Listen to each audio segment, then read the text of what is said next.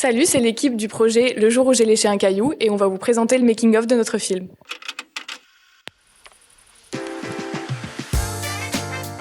Ça parle de 3 petits-enfants, des frères et sœurs, qui s'ennuient chez eux un après-midi ordinaire et un peu banal d'été. Et donc ils décident d'aller à la boulangerie pour acheter des goûters.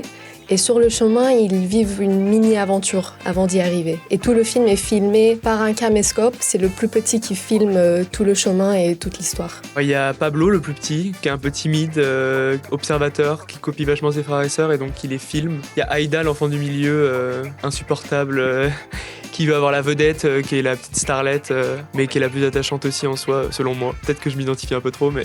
Et après, il y a Noam, le grand frère, plus protecteur, qui initie vachement les blagues qu'ils vont faire à Pablo, qui mène un peu le bateau. Les principales sources d'inspiration de notre film, c'est notre histoire à nous, notre enfance, nos frères et sœurs, ce qu'on a vécu, nos bêtises, nos petites anecdotes. Durant le début, l'écriture, on s'est un peu raconté toutes nos aventures, nos vacances, et c'est comme ça qu'on a pu écrire le film. On voulait que ça ressemble à un film fait par les enfants. C'est pour ça qu'on a décidé que ce soit Pablo qui filme tout, pour pouvoir montrer l'ambiance un peu random, chaotique des enfants pas surveillés. On a deux stylistiques assez opposées, donc que ce soit d'un côté les personnages qui sont assez stylisés, cartoon, pour qu'on puisse leur faire toutes sortes de têtes et que ça reste assez naturel et drôle.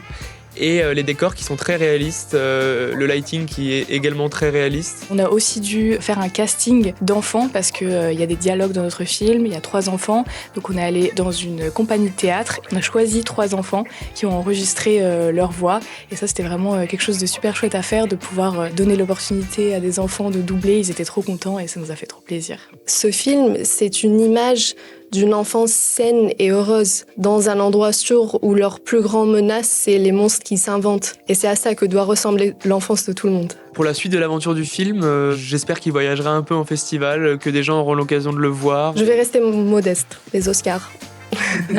Au vu du film qu'on fait, qui est un peu original et qui a des personnages avec des caractères très marqués, je me dis que ce serait assez chouette qu'ils continuent leurs aventures à travers une série, par exemple. Enfin, c'est une idée comme ça, mais je me dis que ça s'y prête bien, en tout cas. Pour quelqu'un qui aimerait lancer ses études à MOPA, je conseille de faire beaucoup de recherches, d'essayer de contacter les anciens de MOPA pour pouvoir poser des questions un peu plus précises, de participer à une journée porte ouverte pour voir l'ambiance, l'école et la ville d'Arles aussi. Peut-être se renseigner sur tous les métiers qui existent dans le domaine de cinéma d'animation parce qu'il y en a beaucoup.